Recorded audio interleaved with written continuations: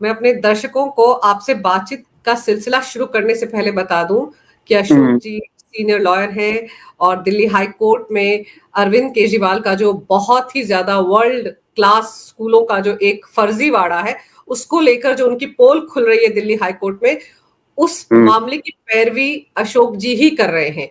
यानी कि इस वक्त जो अरविंद केजरीवाल एंड कंपनी की लंका लगी हुई है स्कूलों को लेकर, हम्म। अशोक जी ने ही लगाई है। मैं भी आपके दर्शकों को बता दूं कि अंजू जी जो है वो मेरे ख्याल से 1998 99 से कवर करते थे, और उस वक्त ढेर सारे स्कूलों का केसेस हम लोग करते थे, और वो दिल्ली आज तक और शाम आज तक क्या था उस पे वो चलती थी। तो ये बहुत पुराना एसोसिएशन है आपके साथ, और ये लड़ाई भी बहुत पुरानी है। बिल्कुल बिल्कुल। तो अब मुझे ये समझाइए कि ये पूरा मामला क्या है? ये इतना बड़ा जो एक आडंबर सा बना हुआ है कि वर्ल्ड क्लास क्लासरूम है, पूरी दुनिया में नाम है दिल्ली सरकार का, सिसोदिया का, कि बड़े अच्छे अच्छे स्कूल बनाए गरीब बच्चों के लिए। तो ये जो याचिका आपने डाली है, इसमें क्या क्या पॉइंट उठाए गए? देखिए, ये जो 3-4 तरीके के केसेस हैं इस टाइम हाई कोर्ट के सामने राइट नाउ, और अगर हम पीछे जाएं 20-25 साल पहले, तो आपको ही पता है कि सबसे पहला केस दिल्ली की बुनियादी चीजें नहीं है स्कूलों के अंदर, वो मैंने ही उठाया था 97 के अंदर, और पहली बार दिखाया था हिंदुस्तान को कि सरकारी स्कूलों की क्या हालत होती है, और कोर्ट का भी पहला इंटरवेंशन था, और कोर्ट ने 10-12 साल उसको मॉनिटर भी किया, और उसके बाद कितने कितने केसेस हुए, और उसका रिजल्ट भी ये था कि बहुत बिल्डिंगें बनी। वरना उस जमाने में मैं आपको याद दिलाऊं कि एमसीडी स्कूल जो थे 1749 के करीब से, और मोस्टली उनकी बाउंड्री वॉल्स तक भी नहीं थी, मतलब ये हालत थी। और ऐसी तरीके से सरकारी स्कूल भी टिन के अंदर, टेंट के अंदर, और किस किस तरीके से चलते थे, टीचर्स थे नहीं। तो ये सब कोर्टों से इंटरवेंशन कर करके बहुत बड़ा ढांचा, मतलब हम ये इनके आने से पहले ही बहुत बड़ा ढांचा जो था दिल्ली सरकार के स्कूल में और एमसीडी सरकार के स्कूल में बने हैं। मतलब ऐसा नहीं है कि इनके आने से ही चीजें बनी है, पहले ही बनी है। हाँ, इनके आने से ये हुआ कि इन्होंने क्या करा कि जो प्ले ग्राउंड थे वो खत्म कर दिए, उसकी जगह बिल्डिंगें खड़ी कर दी कई जगह है। इस तरीके के काम किया इन्होंने। टीचर्स का प्रॉब्लम इन्होंने हल नहीं किया। आज भी 80% जो है दिल्ली सरकार के स्कूल में गेस्ट टीचर स्कूल चलाते हैं। एक स्कूल में मैं गया था, वो कहते हैं 47 जो है हमारे रेगुलर टीचर हैं, और 82 जो है वो गेस्ट टीचर स्कूल चलाते हैं। तो गेस्ट टीचर से कोई स्कूल थोड़ी चलता है, रेगुलर टीचर चाहिए होते हैं। तो इनके आने से पहले ही सब कुछ था, लेकिन इन्होंने आके इतना प्रोपोगंडा प्रोपोगंडा प्रोपोगंडा कर दिया कि ऐसा लगा कि हम भी कभी दिल्ली से बाहर जाते थे तो लोग हमें कहते थे दिल्ली के अंदर स्कूल इतने बढ़िया हैं। हम उनको कन्विंस करने की भी कोशिश करते थे, लेकिन मुझे लगता था वो कन्विंस नहीं हो पाते थे, क्योंकि इतना ज्यादा हाई वोल्टेज प्रोपोगंडा इन लोगों ने जो है पूरे नेशन के अंदर किया हुआ था। लेकिन शुरू से ही जो है ना, इनका कोई विजन नहीं था एजुकेशन के ऊपर, है। बिल्कुल एनजीओ थे ये, जब शुरू में आए थे तो एनजीओ थे, ये आज भी एनजीओ ही है, और गवर्नमेंट को इन्होंने एक एनजीओ की तरह जो है ना टर्न कर दिया उसके अंदर। तो वो उसी तरीके से ये चलाते थे, कोई गवर्नमेंट की तरीके से तो इन्होंने कभी चलाया ही नहीं। एजुकेशन पे कोई विजन इनका नहीं था।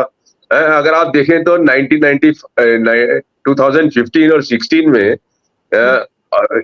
इन्होंने क्या करा कि 9th क्लास में 1,30,000 बच्चे फेल हुए सरकारी स्कूलों में, और उसमें अधिकतर लड़कियां थी। और हम जानते हैं कि सरकारी स्कूलों में जो है गरीब बच्चे, शेड्यूल्ड कास्ट, शेड्यूल्ड ट्राइब, इस फैमिली से लोग आते हैं, गरीब लोग आते हैं।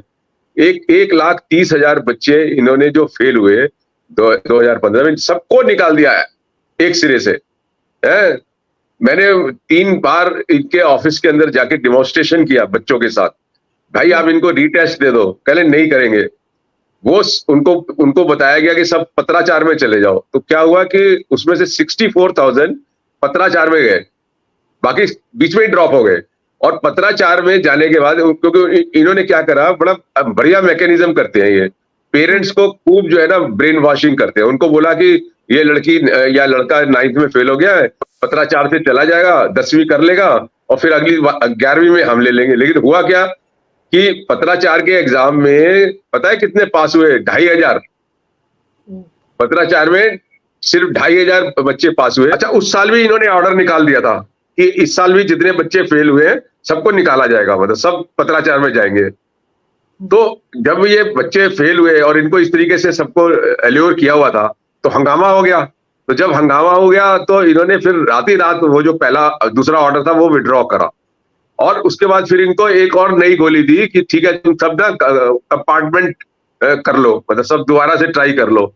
फिर दोबारा हम्म, से ट्राई करने के बाद भी सिर्फ 2,500 बच्चे पास हुए, बाकी फिर फेल हो गए। तो हम्म, वो हंगामा फिर चला। जब हंगामा चला तो इन्होंने क्या करा कि ये कहा कि तुम ना ओपन ओपन में चले जाओ बाकी बच्चे। तो 8,000 के करीब जो है ना वो ओपन में चले गए। एक नई कहानी ये शुरू करी कि अब खुद ही ओपन चला दिया, वो एक नया स्कूल और ऐड कर दिया। मतलब मैं भी आऊंगा कि लेयर्स ऑफ स्कूल इन्होंने कैसे पढ़ाए हैं। इन्होंने एक अपना ही एनओआईएस खोल दिया कि तुम हमारे टीचर ही तुम्हें पढ़ाएंगे, लेकिन वो होगा गवर्नमेंट स्कूल नहीं, वो एनओआईएस ही होगा। तो कोई 8,000 के करीब बच्चे फिर वहां एनरोल्ड हो गए, उसमें से भी बहुत सारे लुढ़क गए। और उसके बाद लगातार आप ये देखिए कितने 42,500 बच्चे अगले साल 2017-18 के अंदर 10वीं के फेल हुए, उन सबको निकाल दिया। फिर मैं हाई कोर्ट गया, हाई कोर्ट से ऑर्डर हुए कि सबको आप मतलब बच्चों को दोबारा लेना पड़ेगा जो भी पढ़ना चाहता है। तो इन्होंने फिर भी क्या करा, एक एक पेरेंट को घुमा घुमा के कि तुम ओपन में जाओ, सिर्फ 2,500-3,000 एडमिशन लिए। तो इस तरीके से ये देखने को मिला कि शुरू के जो 6 साल थे इनके, उसमें लगभग 5.5 लाख बच्चे इन्होंने अपने सिस्टम से ही निकाल दिए। मतलब, और हमारी जो एफर्ट्स थी ना वो बहुत ज्यादा सक्सेस नहीं हुई, क्योंकि क्योंकि ये जो स्कूल में प्रिंसिपल और टीचर्स होते हैं ना, ये बड़े आराम से उनको ब्रेन वॉशिंग कर देते हैं लोगों की।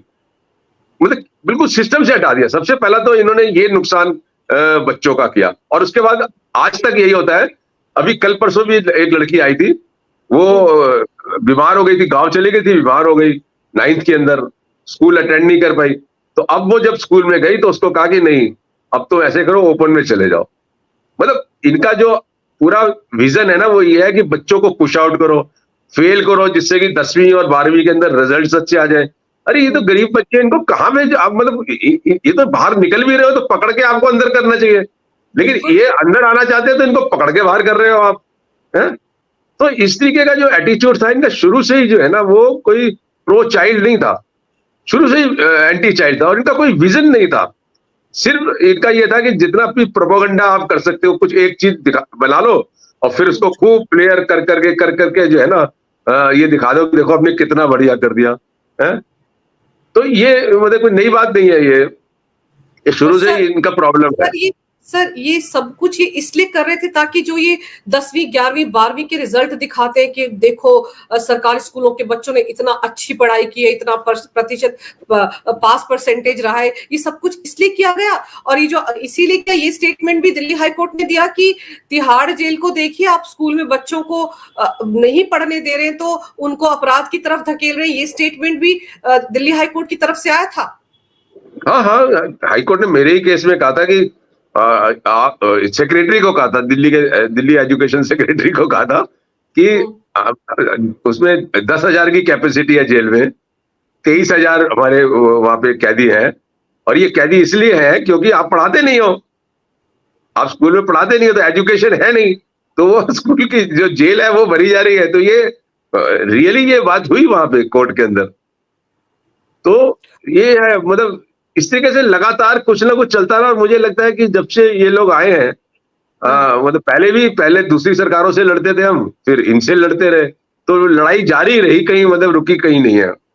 तो इन्होंने क्या करा, मतलब उन बच्चों, मतलब एक तरीके से इन्होंने जो है नीचे, मतलब जो already discriminatory system of education है यहाँ पर, क्योंकि सर्वोदय है, दूसरे सीनियर सेकेंडरी स्कूल है, ऑर्डिनरी स्कूल है, एमसीडी के स्कूल है, ये डिस्क्रिमिनेटरी सिस्टम तो ऑलरेडी है। इन्होंने क्या करा, एक एक्सीलेंट स्कूल ऊपर बना दिया कुछ लोगों के लिए, है। सारे अच्छे बच्चे जो मतलब अच्छे बच्चे हैं स्कूल के मतलब पढ़ने में, उन सबको ले लो, जो टीचर है अच्छे उनको ले लो, तो कुछ हजार बच्चों को आप अच्छी एजुकेशन दे रहे हैं, बाकी सारे जो है वो 150-200 एक एक कमरे के अंदर ठूस के पढ़ा दो, है। तो ये सिलसिला चलता रहा है, और आज मतलब मैं तो शुरू से ही ये एक्सपोज करता रहा इवन 2015-16 में भी मैंने बहुत शोर मचाया कि देखो आपने इतने बच्चों को निकाल दिया, लेकिन इनका 5.5 लाख प्रोपोगंडे का जो टेम्पो था ना वो इतना हाई था कि हर एक आदमी के दिमाग में ऐसा फर्स्ट क्लास लग रहा था कि उनको कि सब कुछ अच्छा ही अच्छा है, और अशोक अग्रवाल शायद जो है वो कोई पर्सनली कोई दुश्मनी उसकी है कि वो इस तरीके से करता है, लेकिन but that was not true. सच्चाई यही थी कि बच्चों की एजुकेशन का लेवल जो था वो कहीं भी बढ़ नहीं रहा था, है? और ये जो तरीके थे टैक्टिक्स, जो एक सरकारी स्कूल के मैनेजमेंट से आप नहीं एक्सपेक्ट कर सकते कि बच्चों जो कमजोर बच्चे, अरे कमजोर बच्चे कहाँ जाएंगे, हैं? आपके स्कूल में जाएंगे तो कहाँ जाएंगे, उनको निकाल दो, और जो थोड़े से ठीक लगते हैं पढ़ाई वढ़ाई में, जिनकी हो सकता है थोड़ी सी बैकग्राउंड भी हो, उनको रखो, जिससे कि अपने 10वीं और 12वीं के रिजल्ट जो है अच्छे दिखाएं। तो ये कोई विजन थोड़ी है एजुकेशन का, ये तो डिस्ट्रॉय कर रहे हो आप। आज की उनमें से जितने जो लाखों बच्चे तुमने स्कूल से निकाल दिए, वो पता नहीं कहाँ कहाँ दर दर भटक रहे होंगे, हैं? कैरियर ही नहीं उनका खत्म कर दिया आपने, हैं?